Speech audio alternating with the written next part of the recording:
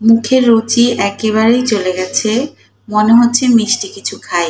তো আসলে মিষ্টি কি খাবো, মিষ্টি বানানো তো অনেক ঝামেলা। তো সোজা একটা মিষ্টি আইটেম বানিয়ে নিলাম। বিসমিল্লাহির রহমানির রহিম। আসসালামু আলাইকুম। সবাই কেমন আছেন? আশা করি ভালো আছেন। আমি আল্লাহর রহমতে ভালো আছি। আর এই যে মজাদার গজা বানানোর জন্য আমি আগেই রুটিগুলাকে বানিয়ে নিয়েছি। আর এটা যেটা দেখলেন সেটা হলো আমি কর্নফ্লাওয়ারের সাথে একটু করে সয়াবিন তেল মিক্সড করে নিলাম। আর এই যে তিনটা করে আমি একটা বড় রুটি বানিয়ে নিচ্ছি। ছোট ছোট 3টা রুটিকে একসাথে করে একটা বড় রুটি। আর এটাকে আমি গজা বানিয়ে নিব।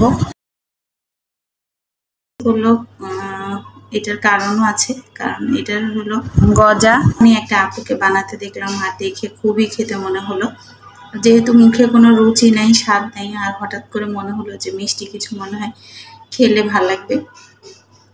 গজা করে নেওয়া গজা বানানোর সিস্টেমটা দেখলাম খুবই সহজভাবে বানিয়ে নিয়েছে। আমি আগে কখনোই বাকরখানি বানাইনি, খুবই সহজ দেখে আমি এইভাবে করে বানিয়ে নিলাম। আপনারাও চাইলে বানিয়ে নিতে পারেন, খুবই ভালো হয়, মজা হয়, ক্রিস্পি হয়।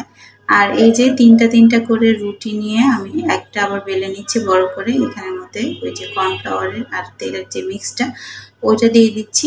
আর এটা দিলে হবে কি, ভিতরের ভাঁজগুলো দেখা যাবে আলাদা আলাদা হয়ে যাবে এবং মুচমুচে হবে। তারপরে একটা পরোটার শেপ দিয়ে তারপর ছোট ছোট করে ভেজে আর ছোট ছোট করে কেটে তারপর আমি এটাকে এখন এই যে কেটে নিয়েছি, এখন আমি এটাকে ভেজে নেব।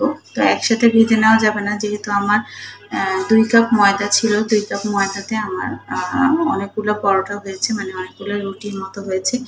তো আমি 3টা স্টেপে ভেজে নিতে হবে। এখন একবার করে ভেজে নিচ্ছি। তো ভেজে আর এইদিকে আমি কি করেছি, এদিকে আমি চিনি শিরাটা বসিয়ে দিয়েছি। আর চিনি শিরার মধ্যে চিনি যতটুক পানি ততটুক সেম পরিমাণে একটু এলাচ থাকলে একটু এলাচ দিয়ে চিনি শিরাটা একটু ফুটিয়ে নিতে হবে। আর এই যে চিনি শিরাটা একটু পরে একটু নাড়িয়েও দিচ্ছি, কারণ বেশি যেন পাতলা না হয়ে যায়। আর এই যে ভাজা হচ্ছে একদিকে, আমি একদিকে এই যে চিনি শিরা দিয়ে উঠিয়ে নিচ্ছি। একদম গরম গরম খেতে কিন্তু অসাধারণ। দেখছেন এর প্রত্যেকটা কিন্তু অনেক ফুলে গেছে। এটা কিন্তু আটা বা ময়দা যে কোনো কিছু দিয়ে করা যাবে, আমি কিন্তু আটা দিয়ে করেছি। তো ময়দা দিয়ে করলে মনে হয় আরেকটু ক্রিস্পি হবে, আপনারা চাইলে ময়দা দিয়ে করে দেখতে পারেন।